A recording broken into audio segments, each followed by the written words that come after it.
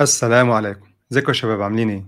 ان شاء الله هنبدأ مع بعض سلسلة جديدة هنبدأ نجيب فيها ناس تقال في المجال، ناس حققت نجاحات على مستويات مختلفة سواء مستويات صغيرة او مستويات كبيرة حققتها داخليا وخارجيا سواء شغالين في مصر او شغالين بره مصر. ونبدأ نسمع الحكايات بتاعتهم ازاي حققوا الانجازات دي، ايه العادات الجيدة اللي هم ساعدتهم ان هم يوصلوا للبوزيشنز دي، وايه النصايح اللي ممكن يدوها لناس لسه بتبدأ في المجال او اوريدي في المجال، وهنخليهم يجاوبوا على أسئلة كتير من اللي انتوا دايما بتبعتوها لنا سواء على المستوى الشخصي أو على منصة المدرسة.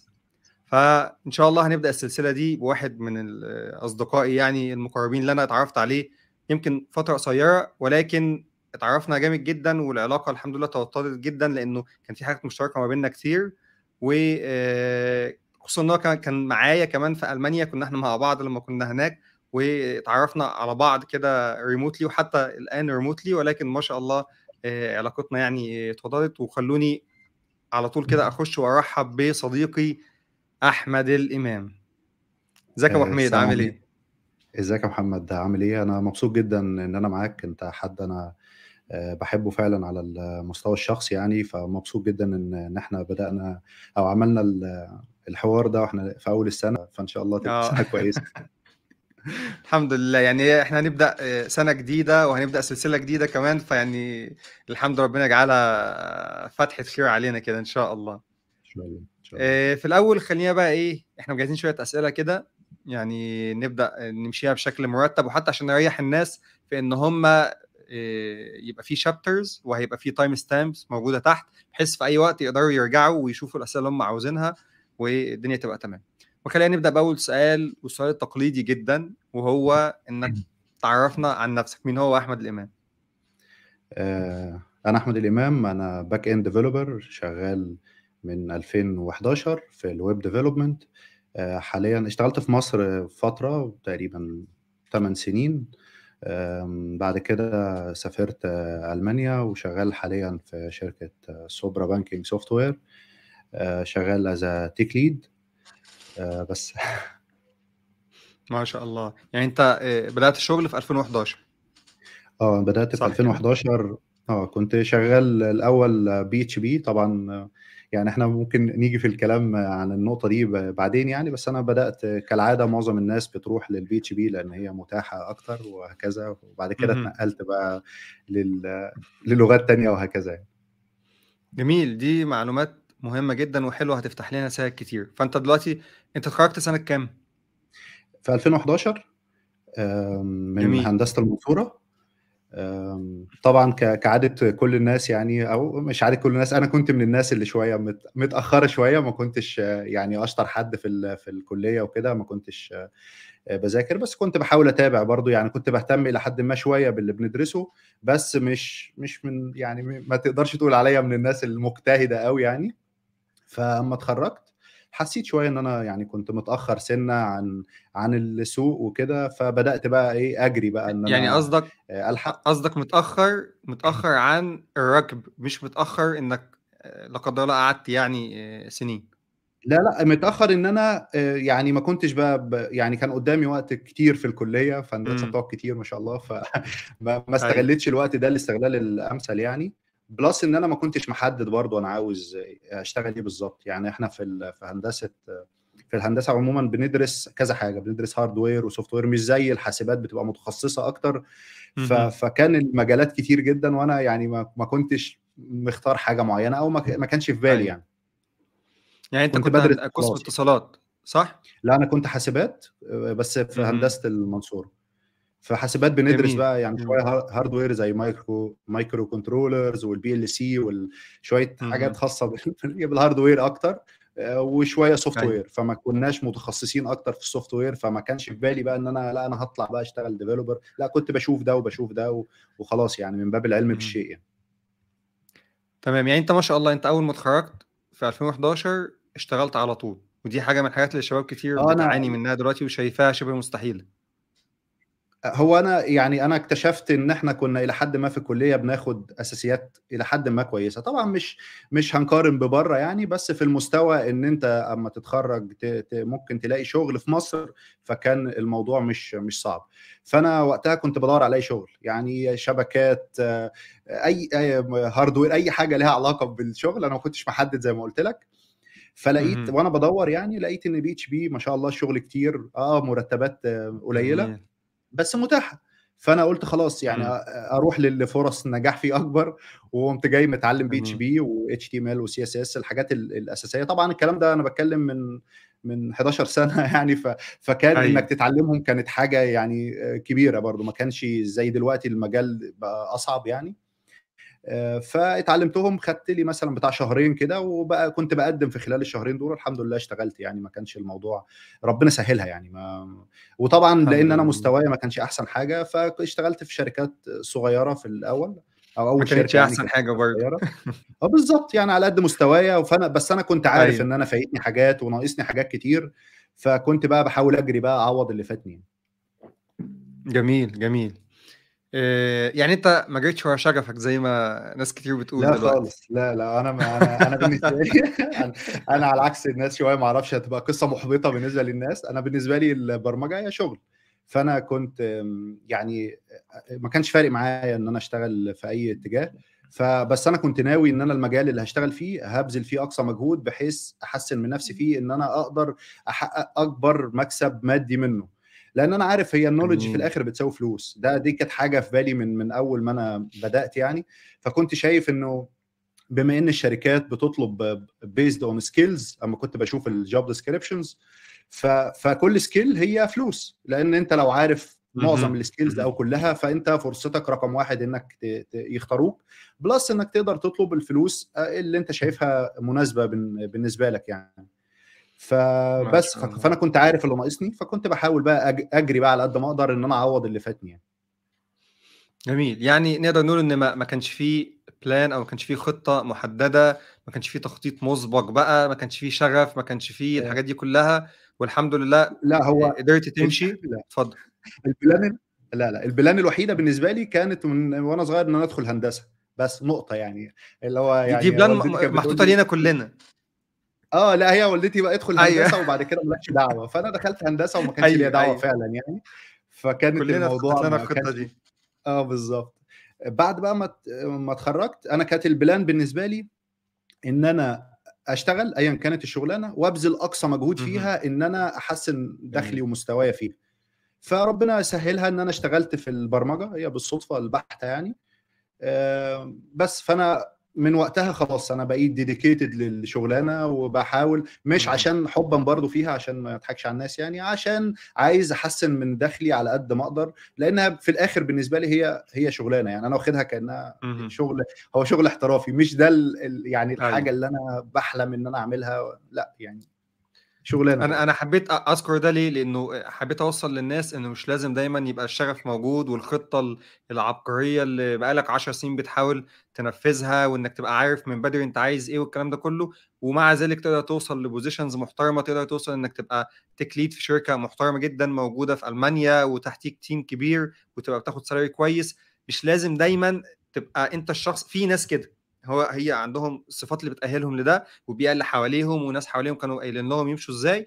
وفي ناس تانية، وأنا يعتبر من ضمنها، أنا من ضمن المدرسة بتاعتك برضه، اللي هو كنت مشتت مش عارف أروح فين آجي منين، والخطة كانت بتتكون خلال الطريق، وأنا ماشي بالضبط، باكتشف الخطوة اللي جاية المفروض تبقى كذا، وأنا ما عرفتش ده إلا لما بالضبط، وصلت لها، اكتشفت إن لأ، ده أنا الفرونت إند كان كويس وهكذا. فده بالضبط. كلام جميل، ومهم إنك كمان وأنا ذكرت البي اتش بي، لأنه الناس آه. دايمًا تبقى باصة إن هو إيه، لأ أنا لازم آخد حاجة ترندي، حاجة هتشتغل لأ، ل5، 10 يعني سنين أنا قدام خلّيني أقول لك السبب برضه عشان ظروف الناس بتختلف. أنا شوية ما إمم. كنت يعني، أنا مش من عيلة مرتاحة، أنا من عيلة متوسطة، فأنا بالنسبة لي الشغل حاجة أساسية، صحيح. وكنت داخل على مشروع خطوبة بقى وجواز، فكان بالنسبة لي الtarget هو رقم 1 فلوس، فأنا عايز أشتغل، أنا أيوه، مش فارق أيوه، معايا أيوه. بقى إن أنا أبيك أحسن شغلانه، وان انا اشتغل بالاكتر لغه بتجيب فلوس ولا الكلام ده، لا، ايه المتاح اكتر، ايه اللي فرصه النجاح فيه اكبر، ده متاح. بعد كده وانس ان انا حطيت رجلي خلاص بقى بدا البلان نفسها اتغيرت بقى. يعني حتى البلان كانت اهم. بتتغير مع كل سنه فعلا. انا كنت بجهز حاجات صحيح. باث امشي فيه، ان انا هذاكر كذا كذا، بلاقي مع الوقت انا بقدر اعرف الطريق وبغير. يعني كنت الاول اول ما بدات اهم. كنت شغال اتش تي ام ال وسي اس اس واليو اي ده كنت حابه جدا وانا بعمل الحاجات دي. أيوه. وكنت اللي هو تحول بقى زمان بقى كان موجود اكتر ان تحول من بي اس دي ل اتش تي ام ال وسي اس اس، كانت شغلانه. دلوقتي تولز صحيح. تقدر تعملها يعني. بس كان ايه، بدات كده. بعد كده بقى ايه، ابدا اركب بقى الديزاين ده على انك تعمل له باك اند وهكذا. فلقيت نفسي لا، طب انا حابب الباك اند اكتر. فبدات البلان تتغير بعد ما كنت عمال بقى اركز صحيح. وقتها بقى جي كويري والحاجات الجميله دي. بدات لا، أيوه. انا محتاج، انا عاجبني اكتر الباك اند. انا حابب قوي اهم. الداتابيز النتورك، حابب اعرف اللي بيحصل في السيرفر بالظبط. ومع مرور الوقت برضو البلان اتغيرت. طب انا حابب اعرف اكتر عن اهم. السكيلينج، ايه ده في ممكن اعرف عن الادفانسد داتابيز ده، ايه ده كويري ده اوقات بيشتغل سريع اوقات ما بيشتغلش سريع. اما اللود بيزيد عندنا بيحصل مشكله. كل ده مع السنين، انا مش قصدي ده في اول سنين يعني، أيوه. مع أيوه. مرور الوقت. فالبلان كل مره بتتغير، كأن يعني هو ربنا بقى بيوجهك بلس الطريق نفسه بقى اللي انت صحيح. ماشي فيه. وانت وقتها بتغير قرارك، انت ما انتش ستاك لحاجه معينه. انا خلاص انا اخترت ان انا، إمم. او انا بدات ان انا بعمل مثلا يو اي، فانا هفضل بقى طول حياتي انا قتيل هنا. لا، انا أيوه. أيوه.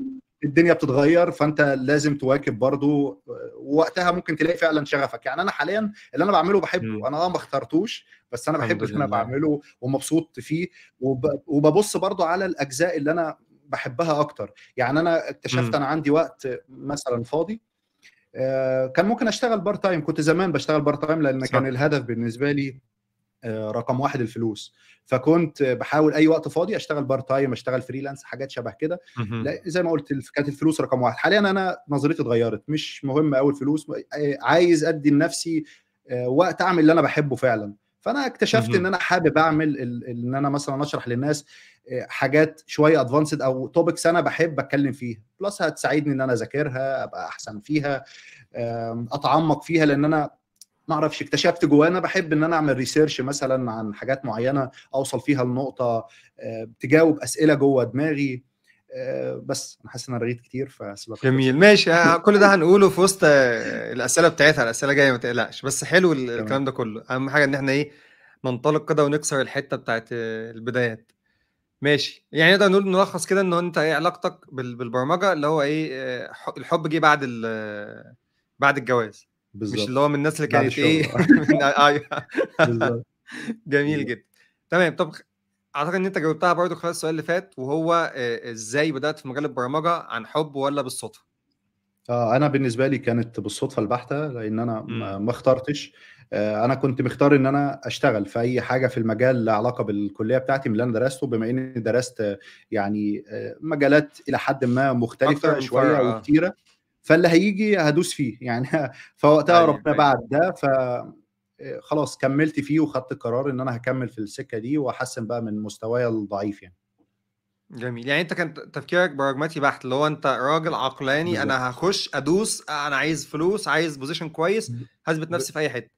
اللي هو انا في الهدف الاولاني ان انا عايز فلوس. انا كان يعني إمم. ما إمم. كنتش مرتاح. انا شخص محتاج فلوس فعلا عشان أيوه. حاجات هتعملها في حياتك.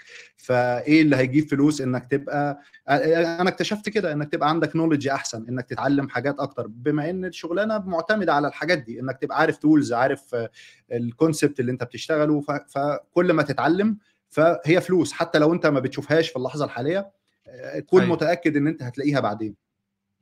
واشتغلت بالمتاح وركزت عليه من غير ما تقعد تقول أصل ده هيقعد 3 سنين، ده هيموت كمان 5 سنين. المتاح اللي شغال اللي هيجيب لك شغل، بالضبط. انطلقت فيه والاهم بالنسبه لي ان وهكذا. انا كنت اثبت نفسي في الشغل. يعني ما هو انا شغال في صحيح. شركه، فانا محتاج اثبت نفسي فيها. فانا ما يعني فلازم اماستر التولز اللي انا باستخدمها اهم. الى اشعار اخر زي ما بيقولوا. فانا فضلت في صحيح. البي اتش بي اشتغلت كام سنه فيها، لحد ما اشتغلت في شركه تانية، في شركه السينما دوت كوم. وقتها هم كانوا شغالين بي اتش بي فريم ورك طبعا قديم اسمه كود اجنايتر، بس كانوا عاوزين يموفوا لريلز لروبي. إمم. فكانت فرصة ليّا جديدة إن أنا أبدأ أتعلّم حاجة جديدة. أنا عن نفسي باحب ده، يعني أنا باحب أيوه. الchallenges دي، اللي هو هنتعلّم حاجة جديدة، هنبُص على حاجة تانية، فابدأ أقارن اللي أنا كنت باعمله بالجديد، إيه الميزة إمم. بين ده وده. plus بقى إن عمومًا مع الوقت أمّا أنت بتبدأ بتذاكر تدريجيًا أنت بتحب الموضوع ده، plus إن الواحد إلى حدٍ أيوه. ما كان بيذاكر شوية زمان يعني.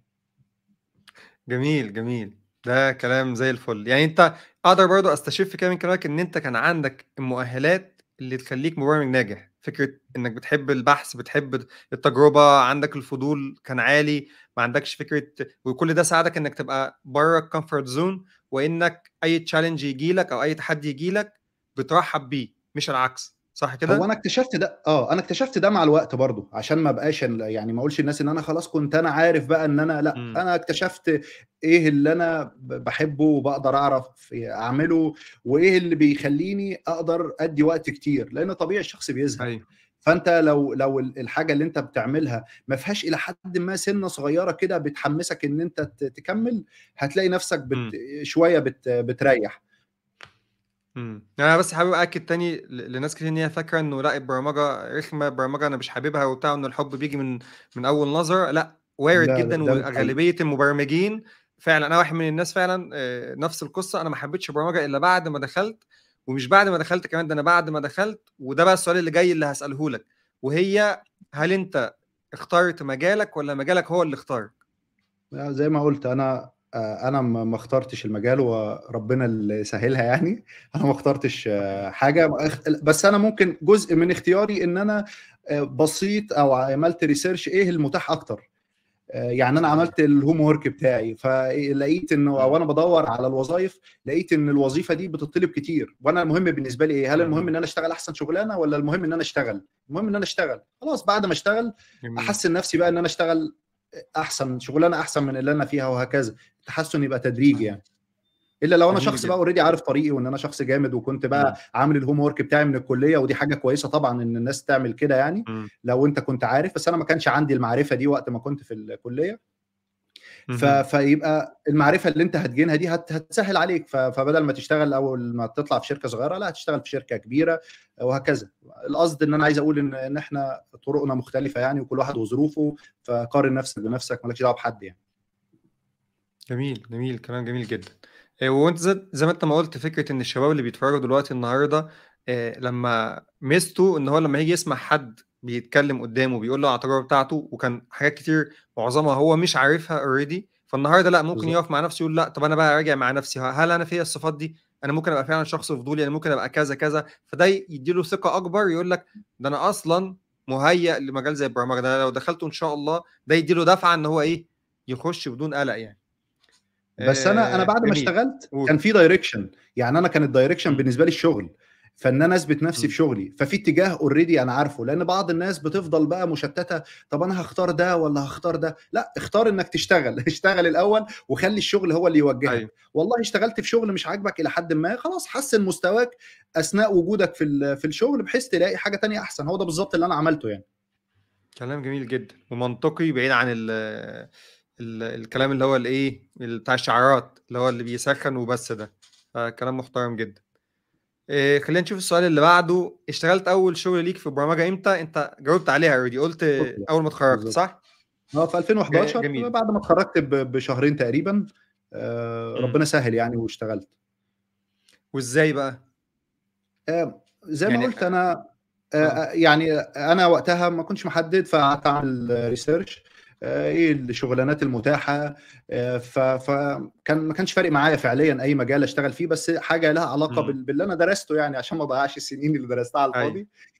فلقيت إنه يعني إيه ده حاولت في تشوف الأدوات اللي موجودة معاك المتاحة، تستخدمها وتكمّل فوقيها، مش إنك تروح تبدأ من الصفر. بالضبط. جميل. فلقيت إن المتاح الناس في شغّالة في البرمجة. أيوه أنا درست الكلام ده. إمم. فبدأت أجيب الوظايف وأبدأ أشوف هم طالبين إيه. طالبين إنّك تبقى عارف HTML تجيبها وCSS منين؟ من لينكدين من ولا الوظيفه نفسها، منين؟ يعني ما كانش وقتها، انا حتى ما كنتش اعرف لينكدين وقتها، كان مواقع مم. الوظائف والحاجات دي بتاعت يعني شويه زمان، انا مش عايز اكبر نفسي يعني، بس هي ما كانش في يعني، او ما كنتش انا بستخدم لينكدين وقتها، استخدمته بعد ما اشتغلت اول شغلانه عرفته بقى وبدات ادور عليه. جميل.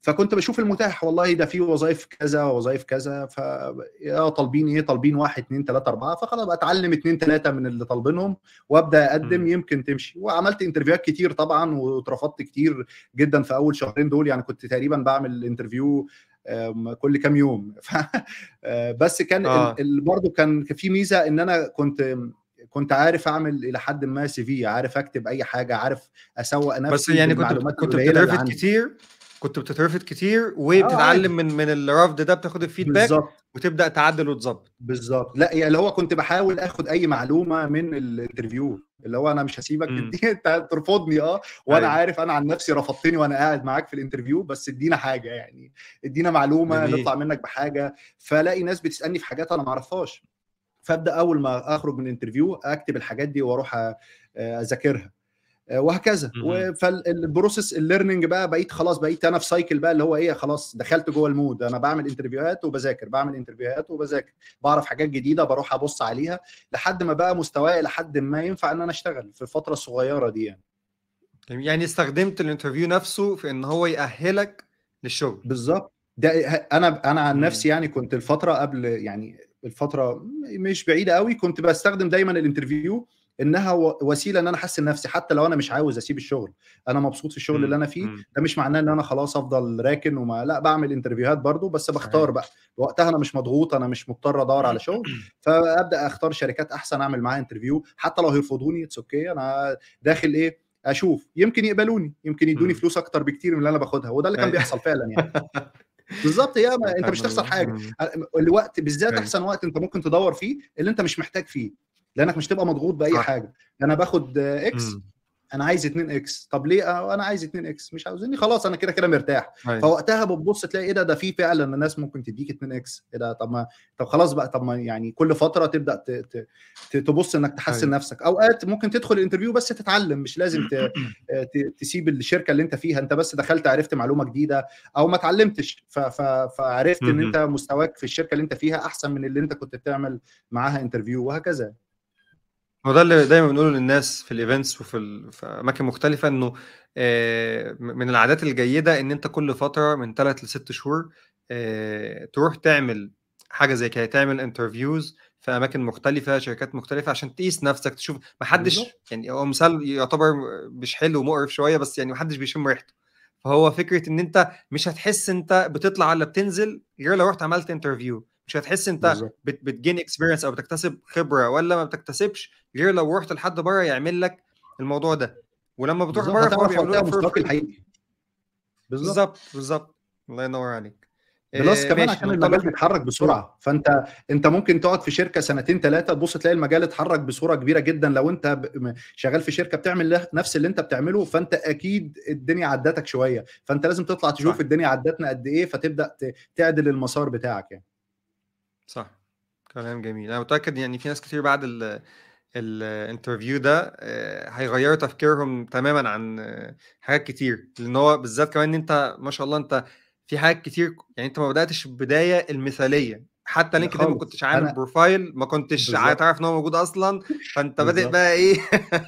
انا ابعد ما يكون فما عن شاء الله. البدايه المثاليه خالص، سواء في الكليه، مش قصدي ان الناس تتبعني في اللي انا عملته، لا ده انا قصدي ان هو اه مش كويس، بس اللي اه متاخر ما يحسش انه متاخر، لا انت تقدر تعدل مسارك، الدنيا لسه موجوده، ما مم. تقلقش، وابدا يعني اللي فاتك ابدا، بس هتبذل مجهود اكتر، مم. ده اللي انا عملته يعني، ان انا فاتني صحيح. مثلا كذا سنه، فانا احاول ادبل المذاكره بتاعتي انها تعوض السنتين في سنه، وهكذا يعني. مم. ما شاء الله.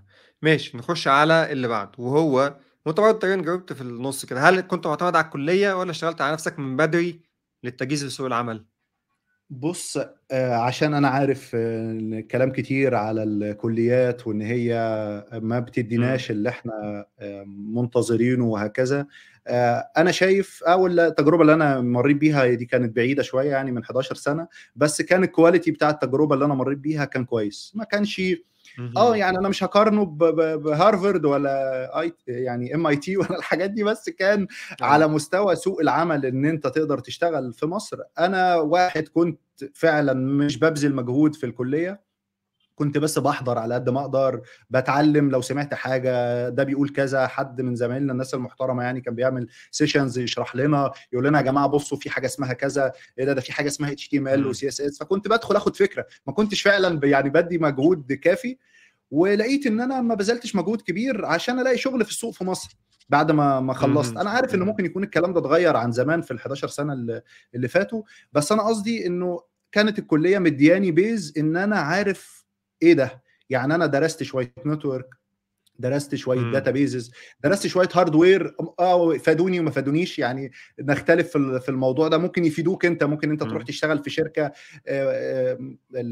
شغاله في الهاردوير، شغاله في الانترنت اوف ثينجز، ما تعرفش الظروف ممكن يبقى فيها ايه، إمم. فوقتها هتلاقي لها فايده. انت بتبقى شايف لحظتها ايه ده انا اتخرجت ما اشتغلتش، بس انت عندك جوه دماغك من الحاجات اللي انت سمعتها او حضرتها او ايا إمم. كان المحاضرات او ايفنتس والحاجات اللي انت حضرتها وقت الكليه، هتلاقي في بيز نولج يعني درجتها هتختلف من شخص للتاني، هتفيدك باي صوره من اهم. الصور يعني. جميل جدًا، تمام. نخش على السؤال اللي بعديه، وده يبقى سؤال مهم جدًا. إيه العادات اللي فرقت معاك جدًا في تكوين شخصيتك والوصول لهدفك؟ هي خلّيني أقول الأول، هو الفكر نفسه أو التوجه نفسه، يعني أو المحرك الرئيسي ليك أنت إمم. عاوز إيه، هو ده اللي هيحركك. يعني أنت عاوز تحقق حاجة في حياتك، عاوز هيبقى معاك فلوس، عاوز تبقى بني آدم، فغالبًا أنت في الحياة دي لو أنت ما معكش فلوس تكفّيك يعني، فهتبقى الحياة صعبة، فبتحاول تشوف أقرب طريق، إنه طريق حلال يعني إنه يخلّيك أيوه. آمم آآ معاك فلوس. فخلاص أنا اهم. عرفت ده الاتجاه ده، فابدأ ابذل بقى أقصى مجهود إنك تحقق أكبر benefits منه، وده بيحتاج منك consistency. بما إني باعمل فيديو عن الdata consistency، فده consistency بس على الشخص نفسه، إن إنه يبقى في استمرارية في اللي هو بيعمله. يعني الشغف حاجة اهم. جميلة جدًا، وكلنا في جزء سِنّة من الشغف بتحصل معاك وأنت شغال، بس أهم حاجة الاستمرار، الاستمرار أيًا كان الmood بتاعك بقى، لأنك أنت في هدف كبير أنت عايز، مفترض يعني إن أنت عايز توصل له، فأنت لو ما فيش هدف عايز توصل له اهم. فخلاص. أنا باتكلم عن الناس اللي في فعلًا حاجة عايزين يوصلوا لها، اهم. فهتلاقي لازم الاستمرار. وأنا أكتر عادة فادتني اللي هي مجهود قليل مستمر، يعني ذاكر حاجات بسيطة بس استمر فيها. لأن أنا أول كام سنة اكتشفت إن أنا مثلًا كنت أكسل أقرا كتب، فباحب أشوف فيديوهات والكلام ده. هي كويسة إنك تشوف فيديوهات آه. بتسهّل عليك بصورة أسرع، وإنك تتعلم وتفتح لك سِكَك كتير، بس أنت برضه محتاج تاخد solid knowledge شوية. فكنت أنا أقعد أقول خلاص هابقى أقرا الكتاب ده بعدين، هابقى أقراه بعدين، فلقيت عدّى كام سنة، طب ما أنا لو كنت قريت صفحتين من الكتاب في آخر كل السنة كان يوم زماني خلّصت الكتاب. فبدأت نظرتي صح. تتغيّر بقى، فلأ أنا مش أنا ما اتولدتش كده، بس ده أنا شُفته بالتجربة الصعبة، يعني اللي هو أنت لقيت إن أنت بتتأخّر في حتّةٍ ما، لقيت ناس عندها knowledge في حتّةٍ ما. مش قصدي برضه إن أنت تقارن نَفْسك بيهم فتُحبط، لأ، قارن نَفْسك بيهم إنّك تاخُد يعني حاجة كويسة منهم. ده الناس دي عارفة كذا، اهم. فأنا خلاص، طَب ما أنا أجيب الكتاب اللي بيتكلّم عن كذا بما إنه مفيد في المجال بتاعي، مفيد في سكّتي. مش قصدي بقى إنّك تقعد تذاكر يمين وشمال، لأ، في الطريق اللي أنت المفترض اخترته يعني. اهم. استمرار بسيط، كل يوم بقى باذاكر حاجة. لو أنا مش قادر، طب ما أشوف فيديو، أنا حاليًا مش قادر، الmood مش قادر إن أنا آمم أقرا في الكتاب، طب ما أنا أروح أشوف فيديو ليه علاقة بالموضوع، فيفضل الموضوع سُخن في دماغي، وفي نفس الوقت أمّا أبقى قادر فأروح أكمّل بقى قراية في الكتاب، وهكذا. مجهود بسيط مستمر هيفرق جدًا على مدار السنين. هتبُص هتلاقي إن فعلًا السنة عدِّت، جميل. بس أنت قريت كتاب أو قريت كتابين أحسن من زيرو يعني. أكيد إنك تقرا اهم. كتاب في السنة، في ناس هتقول لي: ياه! كتاب بس، إزاي بقى أنت بطيء جدًا كده، أنا باقرا 7000 كتاب. it's okay يعني لو أنت already عندك الطاقة دي. فأنا باتكلم عن الناس اللي زيي يعني، اللي هو الaverage إمم. level، الناس اللي هي وراها حاجات تانية مش مهم بالنسبة لها أوي، الشغل بالنسبة لها هو مجرد شغل، وفي حاجات تانية في حياتك غير الشغل، فبادّي وقت إلى حدٍ ما قليل بس باستمرار. اهم. جميل جدًا. يعني لو هنلخّصها للناس اللي بتتفرّج علينا، فإحنا بنتكلّم أول نقطة هي تحديد الهدف، ده أول عادة مهمة. او اول حاجه مهم انك تكتسبها بقى، سواء هي موجوده عندك او تكتسبها، بس اول حاجه تحديد الهدف، تاني حاجه السعي نحو الهدف باقصى طاقتك، تالت حاجه الاستمراريه او الكونسيستنسي، وانك تفضل مكمل. وفي الحته بتاعت الاستمراريه دي، قليل دائم خير من كثير منقطع. انت بتقول اقرا بالظبط، صفحتين في اليوم، في خلال السنه هكون مخلص الكتاب، او احسن من ان انا صفحه ما لو اقراش انت مش خالص، قادر، صفحه. او صفحه حتى. بالظبط، اه. وفي بالظبط، الاخر مش قادر القراءه تقرا ثم من القراءه الكتاب، ثم شوف القراءه. فيديو، شوف حاجه. امم. وفي الاخر موضوع القراءه، يعني بشكل بالتحديد في القراءه، ان هي بالظبط بتفرق عندنا في مجالنا، صح كده؟ جدا. القرايه من الكتب بتديك سوليد نوليدج مش موجوده في معظم نوعيه المحتوى التانية، سواء ارتكل سواء فيديو، لان الارتكل او الفيديو غالبا هو برؤيه شخص واحد. هي حاجه كويسه جدا انك تشوف رؤيه الشخص ده، انك تشوف هو بص للمنظور ده ازاي او فهمها ازاي. ممكن هو يسهل عليك طريق كبير كنت ممكن تمشيه، وده من الحاجات اللي انا بحاول اركز عليها وانا بعمل فيديوهات. ان انا الهدف ان انا اسهل على الناس، مش ان انا اعمل مهم. فيديو في انه فيديو خلاص وان انا انتشر، لا، ان انا فعلا اختار حته صعبه بما اني عارفها فسهل على الناس، لان انا خدت سنين لحد ما عرفتها بالطريقه الصعبه. فلو سهلت على الناس، مش قصدي جميل. بقى ان الناس هتتفرج عليا وما تقراش كتب، لا، اقرا كتب، بس شوف لو فيديوهات هتسهل لك شوفها. بس الهدف انك صحيح. عايز في الاخر سوليد نوليدج، السوليد نوليدج دي موجوده مهم. في الكتب. جميل، جميل جدا. ماشي، ننتقل للسؤال اللي بعديه، واللي كل فترة كده يبقى ترند ويطلع على الساحة، وهو: هل ال AI هياخد مكاننا يا أستاذ أحمد؟ آه، انا بصراحه منبهر باللي حصل. يعني انا لما استخدمت شات جي بي تي او شات اي اي، انا كنت منبهر بالكواليتي بتاعه جدا، ويعني حاجه ضخمه بصراحه، مش موضوع بسيط. انا الى حد ما سنه يعني ايه انتابتني الشكوك يعني. بس يعني بعد استخدامه شويه اكتشفت ان هو ممكن يبقى مفيد جدا لينا واحنا شغالين. هيسرع الانتاجيه جدا، هيخلي الكواليتي بتاع الشغل بتاعك كويس جدا، كواليتي الريسيرش بما ان شخص بحب اعمل ده اسرع. بدل ما انت تقعد تدور شمال ويمين، انت عندك اسئله محدده هتلاقي حد يجاوبك عليها اجابه دايركت. ده مش هتلاقيه بنسبه كبيره بنفس الكواليتي دي في جوجل، في ناس هتعارض بس ده رايي. مهم. فهتلاقي وتقدر تسال فولو اب كويستشن، يعني انا محتاج، هو ده بيعمل ايه؟ طب ليه هو بيعمله؟ طب ازاي بيعمله؟ طب يحل المشكله دي ازاي؟ وتفضل مم. تتكلم معاه لحد طبعا ما يعني هيوصلك او مش هيوصلك، بس بيجاوبك الى حد ما بكواليتي انا شايفها احسن من انك تعمل الريسيرش بنفسك وتدور انت في لينكات وتروح وتيجي. هل هيأثر على الناس؟ انا شايف هيأثر، بس هيأثر تأثير ايجابي من ناحية الكواليتي بتاع الشغل، وهيأثر تأثير سلبي من ناحية انه لو انا صاحب شركة فانا اقدر في تولز اقدر اعمل لها انتجريشن انها تسرع الناس، فانا بدل ما هاير 5 هاير 2 هاير 3، فده هيقلل مهم. عدد الناس مهم. اللي هيتعمل لها هاير. بس في نفس الوقت الكواليتي بتاعت الناس اللي هتشتغل هتبقى كويسه. ممكن ده بعدين يفتح فرص مجالات لناس تانية، وده اللي بيحصل مم. اصلا في المجال. يعني لو انت بتشتغل شغلانه يعني الاي اي ممكن يعملها لانها حاجه بتتعاد او حاجه مش صعبه انها تتعمل، فانت تبدا بقى تدور على حاجه الى حد ما يعني هو ما يقدرش يعملها او هتحتاجك وهو بيعملها، حاجات شبه كده. مم. فانا نظريتي لحد ما يعني 50 50. انا شايف ان هو مفيد، وفي نفس الوقت فعلا انا شايفه هيقلل فرص الناس يعني لو بدأ. بس ده مش على يعني المدى هيفلتر، البعيد يعني، يعني هيفلتر المدى القريب الناس، قصدي. هيفلتر الناس، وهيخلي الناس اللي هي قادرة بصة منظور كويس للاي اي وشايفاه كأداة هيعرف ازاي يتعامل معاها، والناس اللي عندها فليكسبل مايند سيت، اللي قادرين بالظبط، يتأقلموا بسرعة، وقادرين يتقبلوا الحاجات اللي بتحصل حواليهم، دي كلها، صح كده؟ بالظبط، مش بالظبط. الفيكسد مايند وهو سيت. بالظبط اللي انا شايفه طبعا الكلام اللي انا بقوله انه هيقلل وظائف الناس او الكلام ده دي مش قريب اعتقد يعني، بس انا قصدي انه هيحصل. انا تصوري يعني اللي ممكن يبقى هي غلط اوريدي انه بتحصل، هيحصل وهي حصلت من فترات طويلة، يعني هو بدأ انا اوريدي، يعني هي بتكلم بدأت بقى الموجة. كديفلوبرز، اه. انا بتكلم اه. كديفلوبرز لو اه. بدا يحصل له انتجريشنز في تولز مهمه احنا بنستخدمها بصوره يعني متوحشه شويه، وده احنا ايوه. مش ضامنين، لانه اللي انا شفته كان يخوف بصراحه.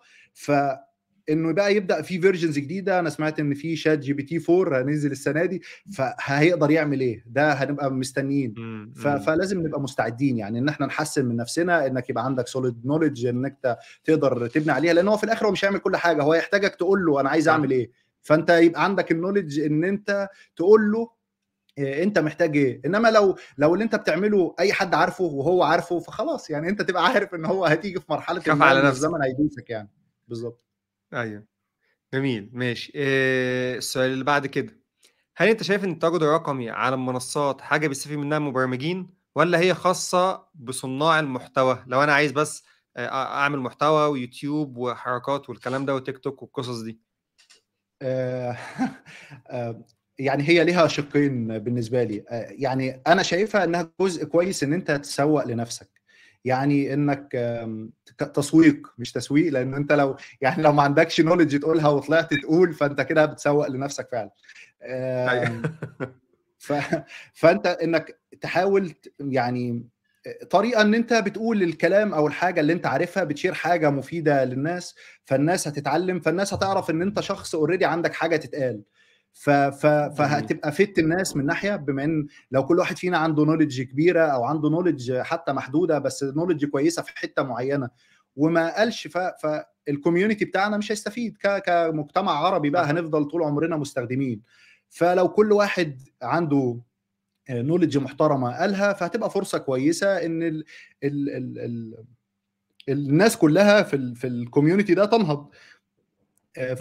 فانا شايفه حاجه كويسه ليك كشخص انك تسوق لنفسك، ان الناس تعرفك. انا عن نفسي كانت مفيده جدا بالنسبه لي، وانا كنت واخدها هدف من ضمن الاهداف.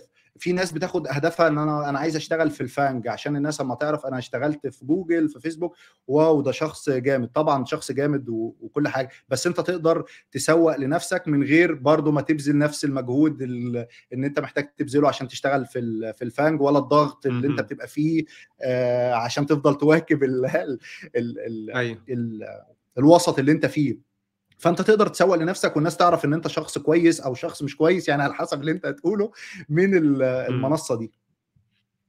يعني نقدر نقول ان التسويق مهم جدا للمبرمج، وفي بالظبط. الوقت اللي احنا فيه ده بالذات على عكس زمان، لانه النهارده لينكدين كمان بقى عليه كميه ريكروترز واتش ار متنطورين في كل حته، وبنسمع قصص كتير عن شباب وحتى ناس تقال في المجال يقول لك انا اكتر من شغلانه جات لي من خلال الكونكشنز، الاقي واحد يتواصل معايا، الاقي واحد يقول لي ده انا شفت كذا بالظبط. عندك فعشان كده مهم انك يبقى ليك تواجد رقمي وتهتم بصورتك الرقميه، ان لما الواحد هيعمل سيرش هل هتظهر؟ لما واحد يعمل سيرش على فرونت اند او باك اند، هل انت هتبقى من ضمن الناس اللي هتظهر في اول صفحه ولا لا؟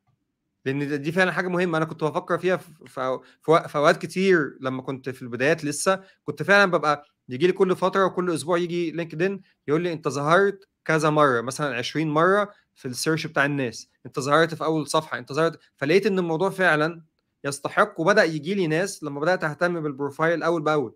بالظبط. فكلامك مظبوط، يعني هو مهم ان احنا موضوع التسويق. وبرضو انا حابب اضيف على كلامك حاجه، انه ما يمنعش ان انا ممكن اروح من ضمن قراءاتي ان انا اروح اقرا كتاب صغير عن التسويق.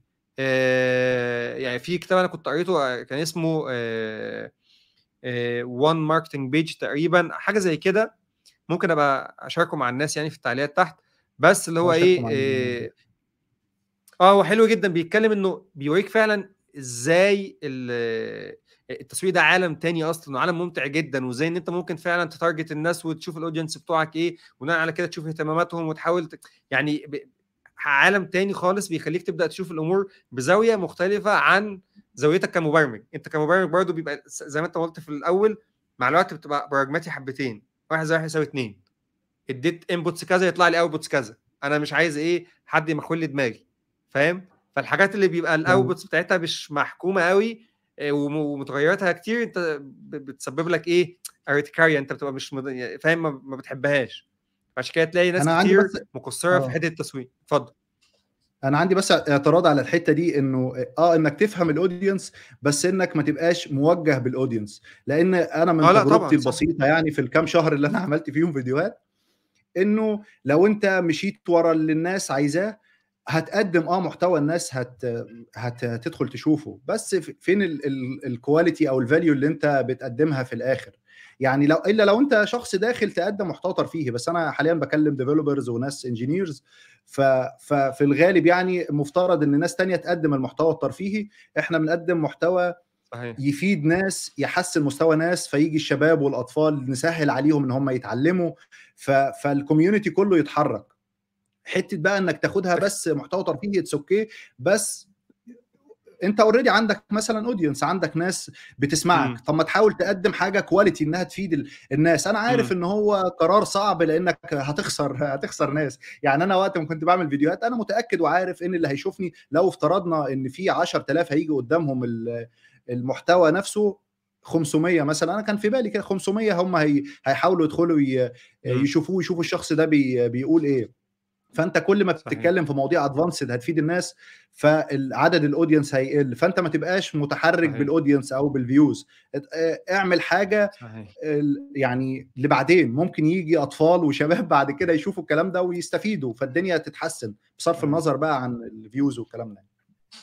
صحيح. هو بس خليني اوضح نقطه، انه المتعلم اللي انت، النقطه او المثال اللي انت اتكلمت عليه ده اصلا مش تسويق ولا يحزنون، ده واحد بايع القضيه، وانا بص انا مستعد اعمل اي حاجه عشان اوصل وخلاص. فاحنا بنتكلم اصلا على شريحه تانية خالص، يعني لا نحبذ ان اي حد يقرب منها. ولكن اللي متعلم تسويق مش زي ما انت متخيل هيتحرك بناء على الناس. اللي متعلم تسويق هو اللي بيحرك الناس، هو اللي بيستخدم الناس. بس خلينا نقوله، انت في الاخر بتستخدمهم بشكل جيد او سيء، دي بقى راجع عليك انت اللي بتحركهم في اتجاه معين، او بتعرف تمشيهم في حته معينه. ونشوف شركات كبيره وصغيره بتعمل الموضوع ده.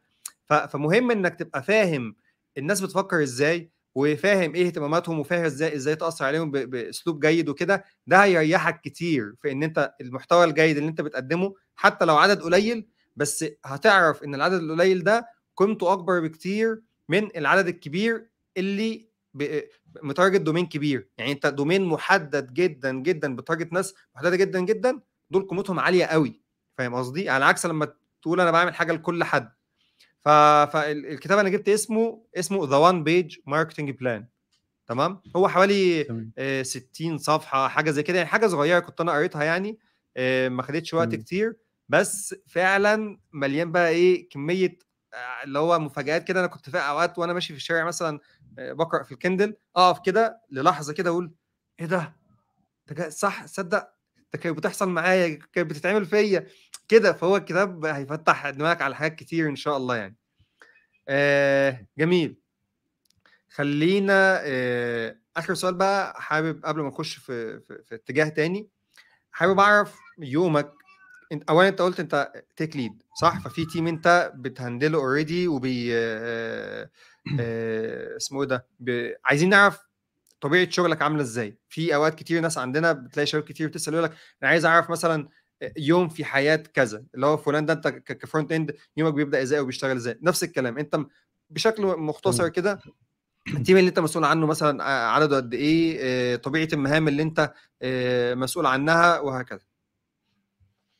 هو انا كنت اشتغلت تيك ليد في مصر من فتره يعني، بس طبعا انت عارف الموضوع مختلف بين مصر والمانيا في حته التايتلز وكده. حاليا انا لسه تيك ليد من فتره قريبه مش كبيره، من شهور يعني 3 شهور او 4 شهور. فانا يعني انا اقدر اقول لك هم يعني ممكن ليه اختاروني او ليه اختاروا اكس ما اختاروش واي. جميل. هي برضو بتبقى الموضوع مش بس تكنيكال، يعني التيم بيبقى فيه ناس كتير كلها المستويات التكنيكال بتاعتها متقاربه، في عندك كذا سينيور موجودين في التيم. فليه هم ممكن هم دي من مناقشتي يعني معاهم، ليه هم اختاروا اكس وما اختاروش واي. انا مثلا انا اقول لهم ماشي. طب ما واي ده يعني النولج بتاعته جامده جدا، انا عن نفسي شايف كده. فهم يقولوا لي هو مش بس كده، هو في حاجه زي كوميونيكيشن سكيلز، انك تقدر تكوميونيكيت مع كل الاطراف، مش بس مع الناس التكنيكال، مع البيزنس، وتقدر تحول الكلام او الميتينجز اللي انت بتحضرها معاهم لحاجات فعليه، تتحول لريل تاسكس للناس التكنيكال تيم بتاعك. بلس انك اللي هو الانيشيتيف بتاعتك ان انت بتحاول تحل المشاكل، مش بس مشاكل تكنيكال، يعني في مشكله في كذا في البرودكت، فانت تروح تشوف ده وتكلم ده وتجيب ده. يعني حاجات شويه بتحتاج ان انت تبقى الى حد ما برو اكتيف في انك بتحاول تحل المشكله من الصوره الكبيره، بلس انه يبقى شخص شايف الصوره الكبيره من فوق، مش مجرد يعني في بعض الناس هم بيبقوا سينيورز وجامدين جدا، بس تساله طب احنا بنعمل ده ليه؟ طب هم ليه اختاروا الاتجاه ده؟ يقول لك انا ما اعرفش، هم الاركتكت تيم قالوا ان احنا هنعملها بالشكل ده. طب اتناقشت معاهم طيب ليه مميزات وعيوب الطريقه دي؟ طب ليه اخترنا كده ما اخترناش كده؟ ليه ما دورتش مثلا يمكن يكون في طريقه احسن؟ فبعض الناس بيجي لها الحاجات بتعملها، بيعملوها بيرفكت، هم ناس جامده جدا انها تعمل الحاجه. في بعض الناس لا، عايز طب احنا ليه اصلا بنعملها؟ طب ما انا ممكن عندي حل تاني، احنا نلغي كل الكلام ده خالص، انا ليا تصور تاني خالص ونعملها بحل تاني ابسط مش هيكلفنا كل الوقت ده، وهكذا. فهي شويه حاجات بعيده عن التكنيكال، مش معناه انك تبقى ضايع تكنيكال، بس يعني لو انت تكنيكال ممكن اقل من بعض الناس في التيم، ممكن تبقى انت الليد بتاعهم. طبعا ممكن الناس اللي هي التكنيكال جامدين هيبقوا متضايقين ويقول لك ازاي بقى اختاروا اكس ده هو مش اجمد واحد فينا. ايوه بس هو يعني البيزنس بيبقى ليه رؤيه تانية الى حد ما مختلفه، فانت كويس في الحته دي، فهم هيستفيدوا منك في الحته دي باكتر صوره ممكنه الى اشعار اخر، لحد ما انت تبدا تحسن من نفسك بقى في المواضيع اللي هي سوفت سكيلز زي ما بيقولوا، مش تكنيكال. يعني بخصوص البدايه اللي انت بداتها دي، خليني بس اقطعك هنا، انه تقريبا وانت بتحكي انا افتكرت نفس البدايه بتاعت كتاب ذا مانجرز باث، كنت انا قريته مؤخرا، ونفس البدايه هي الست قالت ان انا اترقيت، ولما اترقيت رحت قلت للمانجر بتاعي، قلت له او المدير بتاعي انا ليه اترقيت وفي فلان وعلان، دي ناس تنانين، عارف في واحد يقول لك كده تنين مجنح، ده جيك، ده جامد جدا. فلما كنت بساله فوجئت ان هو قال لي انه عشان الكوميونيكيشن سكيلز، الحكايه مش حكايه بس التكنيكال سكيلز، احنا محتاجين حد نعرف نتواصل معاه، نفس الكلام تقريبا اللي انت قلته ونفس القصه بتاعتك. فحبيت بس اكد على النقطه دي، واقول اسم الكتاب برضو للناس اللي مهتم يعني يمشي في القصه دي. بيتكلم عن المسار بتاع المبرمج، وبيركز اكتر على المناصب الاداريه بقى، من اول ايه السينيور بيتكلم شويه، بعد كده يبدا بقى في التك ليد، بعد كده برودكت مانجر، وهكذا وانت طالع فوق. اسمه ذا مانجرز باث. كم بعمل ايه بقى بشكل يومي يعني في التيم؟ هو انا كنت بعمل اوريدي جزء من ده قبل ما ابقى حتى تيك ليد، ممكن يكون ده كان سبب في ان هم يختاروني يعني. بس بقى يعني بعد فتره او بعد ما اختاروني بقى التكليف خلاص، ما بقاش ان هو اختياري بالنسبه لي. فانت بتحضر مثلا كولز مع البيزنس في الاول خالص بقى، او هم عندهم تصور ايه عن الفيتشرز او الحاجات اللي عايزين يعملوها. هم ما بيبقاش عندهم الرؤيه الكامله لسه للموضوع ولا ازاي هيتعمل، بس هم عندهم توجه، احنا عايزين نعمل كذا. فانك تبدا بقى معاهم تدي جزء من المعرفه بتاعتك، او انك تعمل ريسيرش لو انت ما تعرفش، بحيث تشوف الحاجات دي ممكن تتعمل ازاي وازاي هتتحط في السيستم بتاعنا. فبتبدا بقى تحول الكلام اللي هو مجرد كلام عام، تبدا انت تضيف بقى انت كلام للإبكس او ايا كان المسمى اللي انتوا بتشتغلوا عليه في السكرام ولا وات ايفر المسميات يعني. المهم ان انت عايز تحول الكلام اللي هم قالوه ده لحاجات مكتوبه فعليا، انها في مرحله ما هتبدا تتحول لتكنيكال تاسكس. فبتبدا تكتب ده كذا كذا كذا، وتبدا تتناقش معاهم، طب هو ليه انتوا عايزين تعملوا ده؟ طب الوضع الحالي احنا عندنا كذا، فاحنا هنحتاج نغير في كذا وكذا. تبدا تتناقش معاهم. بيبقى في جزء من الشغل بتاعي اللي هو بيسموه تي شيرت سايز استيميشن، لان انا قلت الكلام ده في بوست قبل كده والناس فهمت الموضوع غلط، فكروني بتكلم عن الاي اي والتيشيرتات. ده بيبقى ان انت بيجي لك التاسك مبهمه، يعني احنا عاوزين تاسك كبيره جدا، احنا عايزين نعمل كذا حاجه، ممكن تاخد شهور، ممكن تاخد يعني نص سنه، ممكن تاخد كوارتر على حسب يعني. فهم عايزين يعملوا ده، فانت دورك ان انت تعمل استيميشن بشكل كبير، بيسموه تي شيرت سايز. يعني قول لي دي لارج ولا ميديوم ولا ايه كده، يعني ايه اللي هو ايه بالصلاه على النبي كده، دي هتاخد قد ايه؟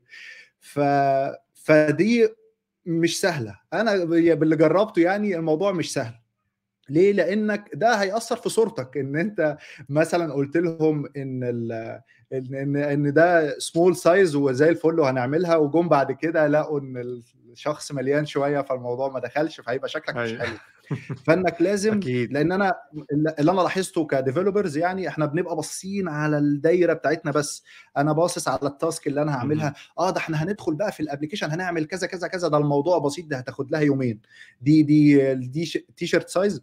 لان انا اوقات بسال الناس برضو اللي بشتغل معاهم ايه رايهم قبل ما انا اقول يعني كتكنيكال وايز، فباخد يعني فيدباك كده ايه الى حد ما، بس ببقى فاهم ان كل شخص برضو باصص على صورته هو بس.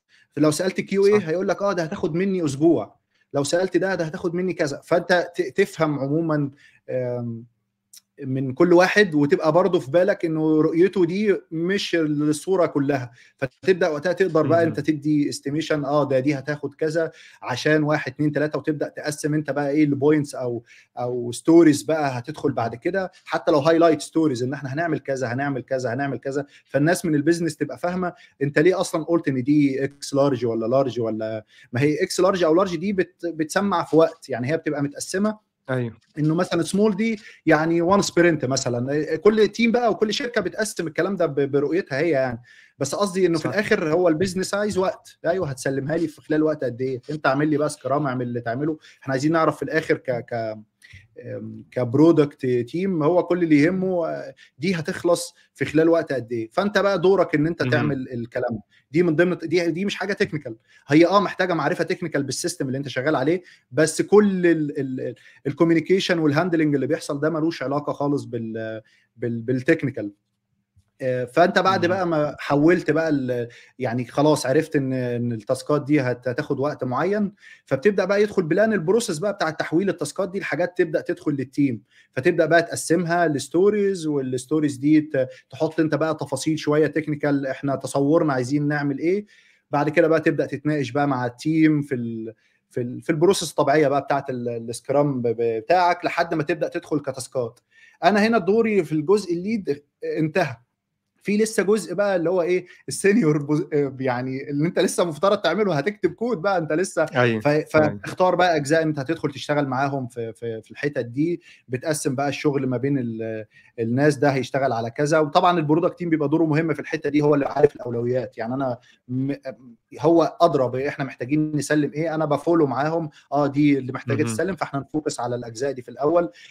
تبدا تحدد اولوياتك بقى وانت شغال انترنالي مع التيم. فهو لو انت لاحظت هو الجزء التكنيكال بقى مثلا 50 60% من الشغل، بس الباقي حاجات تانية. فعشان كده ليه ممكن تبقى انت شخص مثلا تكنيكال جامد جدا بس ما يختاروكش ان انت تبقى مسؤول عن التيم، فما تزعلش. فانت تحاول تبص ايه اللي ناقصك وتحاول تشتغل عليه. يعني انت تقدر تقول لو تخيلناها كده، انا دايما بحب اي حاجه ايه اعمل لها تخيل بصري. انت دلوقتي قبطان لسفينه، والسفينه دي عليها كرو او عليها الفريق بتاعها، وانت دورك ان انت بتحاول تهندل الفريق ده وتتعامل معاه، وفي نفس الوقت بتتعامل مع الناس اللي مسؤولين عن ان هم بيدوكوا مهام. امسك المهمه دي عايزينها، قول لنا هتاخد وقت قد ايه. بتبدا الرحله بتاعتك، تروح تقعد الكام شهر اللي هتقعدهم او كام اسبوع، ترجع تشوف انا سلمت قد كده، يا اما بتميت الديدلاينز وتميت الاكسبكتيشنز. يعني هي حاجه شبيهه بكده، ان انت دورك تحدياته ان انت هتتعامل اغلبه كوميونيكيشنز، اغلبه تواصل مع ناس من جزء الربط، ليفلز جزء الربط مختلفه ما بين يعني هم من الاخر البيزنس بيبقى عايزين حد يسهل عليهم التعامل. فمن ضمن الكوميونيكيشن سكيلز ان انت بقى ما تيجي تشرح او تتكلم معانا، لو الناس اللي مش حاضره كلها تكنيكال، انا كنت اتكلمت عن ده قبل كده في فيديو، يعني ان انت برضو تبدا الكلام يبقى واضح للناس كلها. ما ينفعش تستخدم بقى مصطلحات تكنيكال، ده احنا هنجيب وهنعمل ونسوي الا لو هم فعلا اللي حاضرين ناس تكنيكال يعني او عارفين تكنيكال. لان في ناس وده يعني مش الشائع، يعني ده مش معانا الطبيعي. عارفين بالظبط. يعني ده مش القاعده. يعني انت زي ما بتقول، انت واحد من التحديات ان الشخص اللي في البوزيشن ده انه يبقى عارف يتكلم مع ناس من اسمه ايه دومينز مختلفه، او ناس من تيمز مختلفه، يقدر يتكلم مع بتاع البيزنس، مع الديزاين تيم، مع البرودكت تيم، مع كذا، بلغه الكل يفهمها. ودي بتبقى احد التحديات اللي موجوده عند الديفلوبرز، ان انت في الغالب بتلاقي اغلب كلامك بدون ما تشعر كلام تكنيكلي، اللي هو عمال هنعمل كذا وهنجيب مش عارف ايه هوست ودومين واصل السيرفر، وتندهش بقى هو ازاي مش فاهم، هو يعني هو ازاي مش فاهم اللي انا بقوله، يعني ما هو ما خدوش في الكلاس. المشكله فيه هو. ايوه بالظبط. جميل. دي بتوضح نقطة مهمة، وبتوضح يعني اقدر كده اقول ان ده اثبات لانه المقولة بتاعت hard skills get you hired, soft skills get you promoted، ان المقولة دي فعلا حقيقية جدا. هو يعني التكنيكال سكيلز مهمه جدا، يعني هم مش هياخدوا برضو حد ليد وهو كتكنيكال ضايع، يعني لازم، بس صحيح. قصدي لو الفروقات كده وبس في سوفت سكيلز ممكن اخد اللي تحت واكمل بيه، انما لكن لو انك مفيش soft تبقى ضايع لا، skills. انت لازم يبقى عندك بيز نوليدج من التكنيكال انك تبني عليها، والا ما كنتش هتترقى اصلا انك تبقى سينيور صحيح. مثلا، او تبقى سينيور من الناس القدام او اللي عارفه البرودكت بشكل كبير وهكذا. فانت هتحتاج لكن التكنيكال سكيلز بدون عشان soft تترقى، skills. بس الليفل ما ما هو لا قصدي التكنيكال انت الناس ممكن بالسوفت كلها، سكيل. بتشتغل على التكنيكال اوريدي، الناس كلها فاحته بالظبط نفسها تكنيكال. المشكله بالظبط ان ما حدش بيهتم بالسوفت بالقدر الكافي. فاهم قصدي؟ بالظبط بالظبط ساعتها ده هيسبب لك عائق، ممكن ما تحسش بيه في الاول، لكن هتبدا تحس بيه من اول السينيور فيما فوق. يعني هتلاقي نفسك بالظبط بدات تعاني كبوزيشن سينيور، وبدات بقى ايه، خلاص بقى شبه مستحيل اصلا تشم البوزيشنز اللي اعلى منه، صح كده؟ اللي هو لو انت شخص متعود ان انا اللي بيجي لي بعمله وخلاص، يعني هو برضو مش قصدي ان انت بتبقى شخص مقرف، يعني لان انا اشتغلت مع ناس يعني اللي هو يقعد بقى ايه اللي هو جدل من باب الجدل، لا انا قصدي تبقى عارف امتى تسال وتفهم، انت بتسال عشان تفهم، مش بتسال عشان تجادل وتقرف الناس اللي صحيح. انت اللي صحيح. هم بيعملوا لك مانج. ف ف فلو انت بتحاول تفهم الصوره الكبيره، بتحاول تحسن من الكوميونيكيشن سكيلز بتاعك، ده هيديك فرصه ان حتى لو انت شغال مع تيك ليد هو هيقدر يعتمد عليك انترنالي في التيم، فيبقى مهم. مرتاح لو هو غايب ان في حد. لان انا اول ما اتعينت كنت انا ديبيتي ليد، اللي هو كنت كان ايه نائب للليد اللي كان موجود، هم عينوني كده من مم. الاول، فكان في بعض المهام انا باخدها، هو لو هو مش موجود انا المسؤول. فانت لازم يبقى عندك الحته دي اصلا من الاول عشان هم فده كان يديروا مؤشر. ده. ده بالظبط كان بالظبط مؤشر ان انت كده ايه، بدأت تجين الاكسبيرينس او تكتسب الصفات اللي حطاك على الطريق السليم، صح بالظبط. كده؟ الموضوع ما واللي عايز بيحصلش اكد فجأة. عليه ان هي مش موهبه، هي حاجات انت امم. بتتعلمها، هي نوليدج انت بتكتسبها، زي ما صحيح. انت بتروح تذاكر كورس برمجه، وانت بتروح تقرا كتاب عن تول انت بتستخدمها، هي برضو نوليدج انت محتاج تذاكرها وتقراها، بتستفيد من خبرات ناس تانية عامله كتب او ناس عامله فيديوهات، فهي مجرد نوليدج انت بتحتاج تعرفها. الناس بتعمل ايه في الكيس دي؟ ممكن تسال ناس اصلا، يعني انا غالبا بسال ناس من الناس اللي واخده بوزيشنز كويسه في شركات كويسه، قولوا لي خبرتكم، بتعملوا ايه اما يكون معاكم حد مقرف في التيم؟ بتعملوا ايه اما جميل. يكون مثلا مش عارف تعمل استيميشن بصوره كبيره لكومبوننت كبير؟ اتعلم من الناس، هي مش موهبه خالص، ولا بقى جو الناس تقول لك بقى مهم. يبقى عنده الليدرشيب، لا هو في الاخر هي انيشيتيف، انت صحيح. عندك الطاقه او المجهود اللي انت هتبذله ان انت تكلم ده وتكلم ده وتحاول تحل المشكله، لان ده مجهود زايد عليك وضغط الى حد ما هيبقى نفسي عليك في الشغل. فهل مهم. انت محتاج تبذل المجهود ده عشان ده، ولا انا مرتاح في اللي انا فيه وخلاص وبعمل اللي انا بعمله؟ في ناس انا اعرفها تكنيكال سفاحين وهو مش عاوز يبقى ليد، يا عم تعالى ايوه. نخليك، ايوه. انا مش عاوز يا جماعه بقى، انا مش عاوز الهيدك ده، انا في سينيور ايوه. مبسوط صحيح. وباخد الفلوس اللي انا محتاجها خلاص صحيح. يعني. هو هيدك في قابلت الاخر، ناس يعني انت كتير كده فعلا.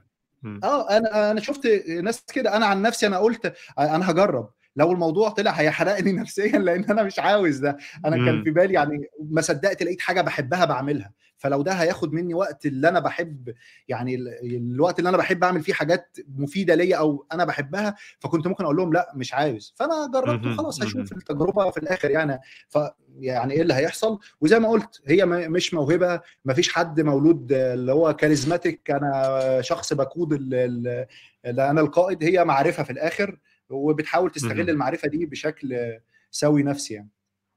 جميل. ممتاز جدا. وزي ما قلنا سوا، موضوع القراءة ثم القراءة ثم القراءة، وقلنا كمان مع بعض انه في دلوقتي بقى كتب. يعني انا بقول لك القصة اللي انت حكيتها لي اوريدي شبه قصة انا قريتها في كتاب، فاصبح ما فيش حجة ان انت تقول انا مش عارف، او ما فيش مصدر ان انا اتعلم منه او هكذا يعني.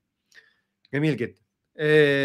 نيجي بقى لسؤال مهم جدا، وهو كنا سمعنا إشاعة كده عن انضمامك لمنصة المدرسة، هل الكلام ده صحيح؟ صحيحه صحيحه. انا اول ما شفت يعني اول ما انتوا اعلنتوا اصلا في الاول خالص، انا كنت مفكرها انها لسه فكره وانتوا كنتوا بتحاولوا لسه تبداوا فيها، كنت حابب ابقى حتى كوفاوندر معاكم، وبعت لك لو انا فاكر بعت لك صحيح بقول لك صحيح. يعني لو في فرصه ان انا ادخل معاكم فيها، بس انا لقيت ان انتوا اوريدي كنتوا عاملين الهوم ورك بتاعكم من بدري ومجهزين وفي بلان حصلت في ما وراء الستار، فخلاص فحسيت انه لا انا اتاخرت، او انا ما اتاخرتش، انا ما كنتش عارف يعني. فخلاص، فكنت حابب اشارك باي صوره، لان انا كنت شايف الى حد ما ان اللي بيتعمل ده كويس كويس، عشان هو جاي من ناس كويسه، الحمد لله. ده بالنسبه لي يعني. بلس انه هيفرق حاجه في نفس الفكر اللي انا بفكر فيه، ان يبقى عندنا جميل. محتوى عربي نظيف، ان يبقى ان احنا نسهل على الناس او الشباب او الاطفال حتى انها تتعلم البرمجه والحاجات اللي دي بصوره سهله وبصوره كواليتي نظيف زي الكواليتي بتاع بره. فهي خطوه جيده جدا. بلس انه عمل جماعي، انا شويه مش بحب العمل الفردي الا لو انت مضطر، خلاص انت ما معكش غير دراعك جميل فانت جميل. هتشتغل بدراعك. انما انك في ناس هتساعدك وناس حابه اللي انت بتعمله وهيعملوا ده، مش هيحبطوك وهيدوسوا معاك، فكانت هتبقى حاجه كويسه جدا. بلس ان الفكره طالعه من ناس بتعمل، يعني مش ناس بتتكلم، فده كان محمسني جدا ان انا حتى ابقى كو فاوندر معاكم في الاول. فاما انت قلت لي هيبقى في فرصه ان انا اشتغل معاكم، فقلت تمام، تبقى فرصه كويسه يعني. هو ده تقريبا نفس اللي بقوله للناس، يعني أنا كذا حد يجي يتواصل مثلا معايا او ايفنت اروح والاقي مثلا حد من المعيدين المحترمين يكلمني. اولا ده بيبسطني جدا لما الاقي ان الناس مؤمنه، انت بتشوف المدرسه بعيون الناس، ده اول حاجه. وتاني حاجه بقول لهم نفس اللي احنا كنا بنتشاركوا مع بعض في الرسائل، كنت اقول لهم ايه، لازم تظهر لي الاول او تظهر للناس شغلك. روح ابدا على اليوتيوب، افتح يوتيوب، اعمل محتوى، ابدا اقطع شوط، لان انت هتتعلم كتير جدا. ما ينفعش مره واحده كده اجيبك اقول لك اقعد قدام كاميرا ابدا اتكلم اعمل كذا، هيبقى في مجهود كبير جدا وضغط عصبي عليك. لكن انت ما بالظبط، شاء الله الموضوع كنت مش انت سهل. برضه عامل الهوم ورك بتاعك بشكل رائع جدا من اول مره اتكلمنا فيها مع بعض، والسرعه اللي انت انطلقت بيها، الاستمراريه، وده بينعكس يعني، ده واضح في القناه بتاعتك. لو حد بص على الفيديوهات بتنزل كل قد ايه، التطور اللي بيحصل من فيديو للتاني، فهيبان فكره ان هو فعلا في استمراريه في الشخص ده، بيقدر يلتزم بحاجه. وده كمان هيخلي لما حد يجي يقول انا عايز اجوين او انا عايز اعمل، اقدر اقول الشخص ده بيقول بس ولا بيقول وبيعمل، شخص اقدر اثق فيه ولا لا. انت كده اوريدي عملت زي ما قلت الهوم ورك بتاعك، فانا قادر اقول الشخص ده هيقدر يلتزم. ليه؟ لانه اصبح فيه ليه سي في، السي في بتاعك اصبح ليه شكل مختلف دلوقتي، عندك قناتك على اليوتيوب، او حتى محتواك مش لازم شكل قناه، ممكن تبقى انت بتنزل فيديوهات على الفيسبوك او على اي منصه، ولكن فكره ان في شكل نظامي للموضوع. فدايما اقول للناس وبالذات المعيدين اقول لهم دي حاجه تبسطنا جدا، ولكن محتاج الاول تبني بورتفوليو ليك، تبني حاجه محترمه اقدر ابص عليها وابقى عارف ان الشخص ده خلاص تعالى بقى احنا ايه، هنحط ايدينا في ايدين بعض ونبدا نبيلد اب ونبدا نظبط الحاجات اللي ناقصه. فاهم؟ بالظبط، فانا طبعا حابب احييك يعني على الشغل الضخم اللي انت عملته على القناه، وان انت اثبتت جدارتك في الحته دي، ان انت مسكت حته مش ناس كتير ماسكاها، وبتتكلم في مواضيع ناس كتير بتخاف تقرب منها. وفي الغالب اللي بيخشوا بيقعد يقول لك ايه، لا يا عم انا عايز حاجه ترندي. ففي الغالب اول حاجه بيعملها ايه، يا اما يعمل كورس في الفرونت اند اتش تي ام ال او سي اس اس، يا اما يعمل كورس في البايثون، الحاجات اللي هي ايه بتجيب. طب انت يا عم انت جامد جدا في الحته الفلانيه، يقول لك لا بس دي ما بتجيبش، دي مش هتلاقي اودينس. فتلاقي ان هو اصبح المحرك زي ما انت قلت في الاول، المحرك بتاعه ان هو مخلي الاودينس هم اللي بيحركوه، او المشاهدين هم اللي بيحركوه، مش ان هو عايز فعلا بشكل اساسي يشير المعلومات اللي عنده ويسد ثغره موجوده في المحتوى العربي. لا هو عايز يروح في حته اوريدي موجود فيها ناس كتير، بس يروح وايه كده. هو فحابب احييك يعني على النقطه دي، وده تحدي مش ناس كتير بتقدر تنجح فيه يعني هو انا وتستمر فيه. هو انا بس برضه عايز اكد ان هو بيبقى انفستمنت انت بتعمله. انا ممكن الوقت ده هو انا بشتغل في الوقت الفاضي فيه، الوقت الكام ساعه بيبقوا متاحين ليا في الاسبوع، لان انا شغال اوريدي في فول تايم ف مهم. فالوقت المتاح مش كبير. فانا بحاول في الوقت ده ان انا اعمل حاجه اكون بحبها. انا زي ما قلت انا كنت ممكن اشتغل فريلانس زي ما كنت بعمل زمان، وكان هيجي لي فلوس يعني احسن مليون مره من الوضع على الحالي. بس الفريلانس هي الدنيا اه. بعدين انت بتلاقي ان هي مش بس فلوس. فانا برضو عايز اعرف الناس اللي هيبدا مم. ده انت هتحتاج تنفست، هتحتاج على الاقل يعني هتجيب مايك، هتجيب كاميرا، هتنفست أيوة. وقتك. ما وقتك ده فلوس. لو انت الاولويه بالنسبه لك في المرحله دي فلوس، فانت ما تعملش ده، لانه هتلاقي انه ما فيش جين لفتره كبيره. ممكن تقعد سنه سنتين ثلاثه ما فيش اصلا جين انت متخيله. بس لو انت بتقدم حاجه كويسه الناس هتعرفك، فده ممكن يفتح لك فرص زي ما صحيح. حصل معايا. هو انا كذا حد بعت لي ان انا اعمل زي مع المدرسه. بس انا ليه اخترت المدرسه زي ما قلت لك؟ للاسباب ان انتوا اوريدي عاملين الهوم ورك بتاعكم، انتوا مش لسه جايين تجربوا، انتوا اوريدي ناس بتعمل وناس عملت، ناس تراستد. فده خلاني لا، انا هاخد السكه دي. جميل جميل، ده شيء يسعدنا جدا، وانا يعني كنت مبسوط جدا لما عرفت الخبر ده، لان هو انا كان دوري ان انا اوصل المسميات. لما حد يسال اقول فيه فلان ده كويس، فلان ده قوي جدا او بتاع، وفي الاخر القرار بيتاخد بقى ايه بشكل مختلف جوه كده. ففرحت جدا لما القرار في الاخر اتاخد ان انت ايه من ضمن الناس اللي هتجوين، لان احنا يعني تقدر تقول ان لا، احنا انا محتاج انضم انا لنا، اسالك بقى على مشينا البروسيس مع ايه اللي بعض حصل يعني. انا لا محتاج انا بعدين اسالك ايه بقى. اللي حصل في البروسيس، لان انا ما اعرفش المعلومات دي. لا بعدين، بس هو يعني بيبقى في نظرة للناس اللي منين ندخلها، ان هو مش اي حد عنده كونتنت او عنده قناة او كده يقدر يخش. هو بنبقى مهتمين ان احنا نختار ناس عندها علم حقيقي، فاهم قصدي؟ واحد فاهم ساينس، زي ما كان باشمهندس هو محمد ده اللي حماد بان لي دايما من هدف القناه بيذكر او يعني. كده. ده اللي بان امم لي من هدفكم، ان انتوا عايزين تقدموا حاجه كويسه، مش مجرد حاجه الناس تدخلها. لان انتوا اوريدي عندكم تشانلز وبتعملوا عليها حاجات. فانتوا لو همكم كده ما انتوا كان قدامكم يعني صحيح. المكان اللي تعملوا فيه الكلام ده. فلا يعني انا كان الهدف كواليتي كونتنت هيتقدم يفيد ناس بصوره كبيره. هيبقى بيد لانه طبيعي، عشان انك تقدم مهم. محتوى كويس لازم هيبقى فيه الجزء ده. وهو بره ده اللي بيحصل، بما ان الناس صح. بتحاول تقارننا بره وعاوزيننا نقدم كواليتي كونتنت زي بره، فهو ده الطريق يعني. صحيح. وكمان كان الشعار اللي باشمهندس احمد فتحي بيستخدمه في الاول، بتاع ان هو وحدك تصل اسرع، معا نصل ابعد.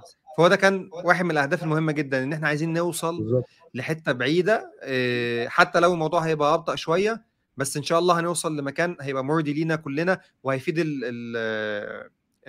الكوميونتي او المجتمع بتاعنا بشكل كبير جدا ان شاء الله، ان شاء فاهم؟ الله. ف... فربنا يعيننا ان شاء الله. كده فاضل معانا سؤالين عشان ما نطولش على ناس اكتر من كده.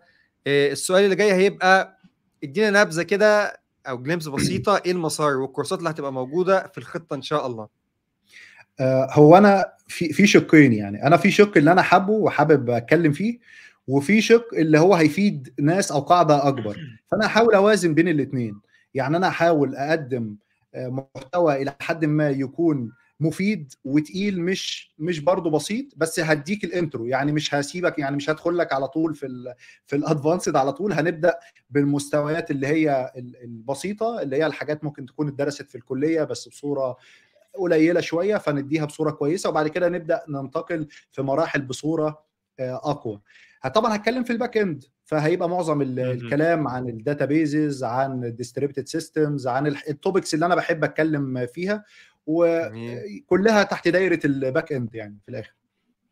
جميل جميل، يعني اتمنى ده يحفز الناس ان هو ايه يعني. وانا شفت اوريدي عينه الفيديوهات بتاعتك ما شاء الله، حتى طريقه الشرح واهتمامك. ودي حته حلوه برضو، ان احنا نفس المايند سيت، فكره ان انت كنت بتحاول بامكانياتك البسيطه انك بالظبط. يبقى في انيميشن، في حركات، في انت مؤمن ان الفيجوالز مهمه للناس. فكان بالظبط. بيعجبني انك دايما بتحاول تستخدم الادوات المتاحه برغم ان هي قليله. وده كديفيلوبر انا متفاهم بقى كمان انك ديفيلوبر وباك اند ديفيلوبر، فده بالنسبه لك يعني كابوس انت يعني. انا برضو عشان اكد للناس، انا عملت برضو، انا ما كنتش اعرف، انا كانت النولج بتاعتي زيرو نولج. ده يعني ده خير دليل ان انت ممكن تدخل مجال انت زيرو نولج عندك بخصوصه. فانا عملت ايه؟ انا صحيح. رحت سالت الناس، سالت مثلا زي ابو سريع، سالت ناس تانية بتعمل، وكان بعض الناس طبعا بتجاوب، بعض الناس ما تبقاش مهتميه قوي. بس هتلاقي ناس، هتلاقي سكه، هتلاقي ناس تقول لك اعمل كذا، هات كذا. انت قلت لي هات مايك كويس ان الصوت بيفرق، حاول تعمل كذا. انا عملت سيرش مثلا على الطريقه الكويسه للشرح. الناس بتحب الشغل الفيجوالايزد، بتحب ده، ما تحبش ان انت تحط لي سلايد وعمال تقرا لي الكلام. فانا اوريدي عملت الهوم ورك بتاعي، انا خدت فتره كبيره لحد ما اجهز. هو ده مش بيبان طبعا وانت بعد يعني وانت بتعرض الفيديو، ما بيبانش للناس المجهود اللي انت عملته قبله. فالناس بتفكر ان انت ايه ده، جبت مايك وتعالى يلا هنقعد نتكلم. لا، هو بيبقى فيه تحضير بيتعمل، لان انا حابب ان انا اقدم حاجه تعيش، يعني الى حد بتعيش فتره شويه، مش ان انا عملت بقى حاجه بكواليتي تعبانه واضطر ان انا اعمل لها فيرجن جديده بقى بعدها. فعايز حاجه تبقى الى حد ما هقدم ان شاء الله اللي بعد كده هيبقى احسن، لان انا بتعلم في الطريق. بس يبقى اللي تقدم من الاول حاجه تليق بالشخص نفسه. يعني انت هي ايه الايمج بتاعتك في الاخر؟ فانت لو طالع يعني انت طالع بتهري علينا، فخلاص الشخص ده هراي. يعني الناس كده كده حتى لو هم كتير بيشوفوك، هم هيبقوا يعني ناس كتير جدا الوفات بتشوفك، بس هم عارفين ان انت المحتوى بتاعك هو كده، هم عارفين وانت عارف، خلاص يعني. فانا مش حابب الصوره دي، انا حابب الصوره اللي هي بتقدم حاجه فعلا تفيد، حتى لو الناس اللي بتشوفها مش كتير. انا متاكد ان هيبقى الناس ان شاء الله كتير قدام، وممكن الطلبه بعدين تعرف ان المواضيع دي مهمه بالنسبه لهم. جميل. هو انا يعني نقدر نلخصها في ان هو كله كان احسان. انت كنت بتحاول دايما تحصل على مرتبه الاحسان في كل شيء بتعمله، تعمل السيرش بتاعك مظبوط، تعمل الهومورك بتاعك مظبوط، تشوف طريقه الشرح، تشوف طريقه التصوير، طريقه الصوت، كل تفصيله كنت بتحاول تتقنها. ان الله يحب اذا عمل احدكم عملا ان يتقنه. وفي الاخر النتيجه بقى بتاعت ربنا سبحانه وتعالى، هو اللي بتلاقي الشيء بدا ينجح وبدا يظهر للناس. بعد كده تلاقي ان المكسب مش مجرد اصل مكسب اعلانات وفلوس وبتاع، جات لك من حته تانية خالص كنت انت مش متخيلها. ده في منصه اسمها المدرسه، فهنجتمع مع شباب شبهنا فهنعمل. انا برضو ما كنتش اتخيل في يوم من الايام ان في الاخر هيبقى النتيجه ان احنا نوصل لحاجه شبه المدرسه. فسبحان الله، انت بتاخد بالاسباب وبتعمل اللي عليك، وفي الاخر النتيجه بتبقى بتاعت ربنا. ربنا بيبهرك باكثر مما كنت تتخيل وتتمنى يعني. بس المهم زي ما قلت انك انت بتقدم صورتك في الاخر، يعني هو اللي انت بتقدمه صحيح. هو كانه البروفايل بتاعك. فانت حاول تقدم حاجه تليق بصورتك، ان الناس تبقى قادره تقيمك محتوى لان انت في الاخر تحب الناس تتفرج هتقيمك عليه، باللي بتشوفه. محتوى انت تشوفه تتفرج عليه وتنصحه لناس حواليك بدون ما تتكسف او تحس ان هو ايه في نقص او كده. في النهايه خلينا ناخد منك بقى ايه نصيحه للناس عايز تبدا في مجال البرمجه، وفي منهم كتير يعني كتير قوي شباب بيسالونا، سواء بره المجال خريجين كليات غير حاسبات، سواء تجاره، حقوق، اداب، حتى يعني عايز اقول لك في منهم طب دلوقتي بيتواصلوا معايا، سواء طب اسنان ولا طب بشري او كده يعني. وفي منهم اللي بيبقى في حاسبات نفسهم وللاسف مش بياخدوا العلم الكافي. انا عارف انه كل واحد فيهم ليه تفاصيل ممكن تميزه، بس احنا عايزين الخطوط العريضه، النصائح العامه اللي لو اغلب الناس مشيت عليها ان شاء الله ربنا يكرمهم ويوصلوا لمبتغاهم. هو اللي انا عايز اقوله، لو ده قصدك على الناس اللي هي مش من المجال، انا كل الامثله اللي شفتها ناس كتير من بره المجال، والناس جامده جدا. فده مش عائق جميل. بالنسبه لك انك تدخل، بس انك تبقى عارف انك مش عارف، فتبقى عارف ان وقدروا فايتك يسافروا، حاجات كتير. قدروا يسافروا ويجيبوا وظائف في شركات كبيره. يقدروا يعملوا كل حاجه، ناس يقدروا يعملوا كل اللي جميل ممكن جميل تتخيله. ما قلش عن جميل. اي حد درس المجال. بس انك تبقى عارف ان الموضوع مش هيبقى سهل، انك هتبذل مجهود مضاعف، لانه اوريدي الناس دي حتى لو هم بيقولوا ان هم ما درسوش الكلام ده بكواليتي كويسه، بس هم كانوا في كوميونتي لعدد سنين معينه بيسمعوا الكلام ده وبيشوفوه وعارفينه. فهيلاقي جوه دماغه في نوليدج، هو هينكر بس هي موجوده جوه. دي بتسهل عليه الطريق. فانت بقى عارف انك مش عارف ده، فهتبذل مجهود كبير انك تتعلم كل ده بصوره كويسه. فلو انت هدفك انك تدخل الاول، حاول انك تاخد الطريق القصير، انك تتعلم الحاجات اللي محتاج تشتغل بيها. فتدور على الوظائف، الوظائف دي طالبه ايه، طالبه 1 2 3، فابدا اتعلم التكنولوجيز دي بصوره مقبوله، ان انا اقدر وافضل على التوازي بعمل انترفيوهات. ما انت ممكن تفضل تتعلم طول حياتك، لا، انت بتتعلم صحيح. وبتعمل انترفيوهات، بتجين نوليدج، بتترفض، هتترفض كتير، كلنا اترفضنا يعني مئات المرات، فعادي هتترفض، مفيش مشكله صح. خالص. اتعلم من الرفض، اسالهم انا اترفضت ليه، هو يقول لك انت ضايع، خلاص طب قول لي ضايع في ايه بقى، ونبدا نشتغل على الحاجات دي. وتبدا البروسيس شغاله بقى، انت بتتعلم وبتحسن من نفسك وبتعمل انترفيوهات لحد ما ربنا يكرمك وتشتغل. وانس ان انت اشتغلت خلاص بقى امسك في الموضوع بايدك واسنانك انك تحسن نفسك. والله انا اشتغلت في شركه تعبانه، بص على الشركات الكويسه بيطلبوا ايه. الجوب ديسكريبشن هو الريفرنس بالنسبه لي، هو ده كان المحرك الاساسي بتاعي في معظم صحيح. حياتي.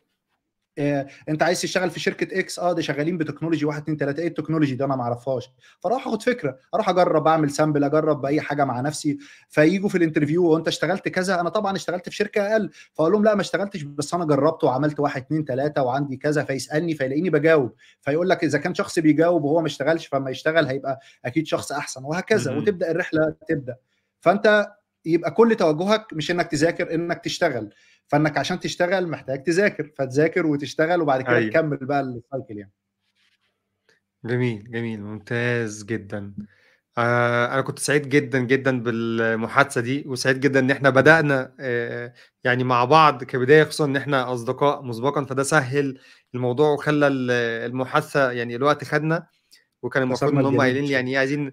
اه وقالوا لي يعني حاولت اخليها ايه في الخمسينات كده ولا بتاع، بس احنا كسرنا قول الرقم قول ودلوقتي لهم معلش، عدينا هو الساعه. رغاي شويه. اه لا بالعكس والله، انا عجبني المحادثه، وعجبني الانترفيو اللي احنا عاملينه مع بعض. وانا كمان ايه كنت سايبك يعني حابب اسمع منك اكتر، وشايف ان في الاخر الناس هتستفيد يعني.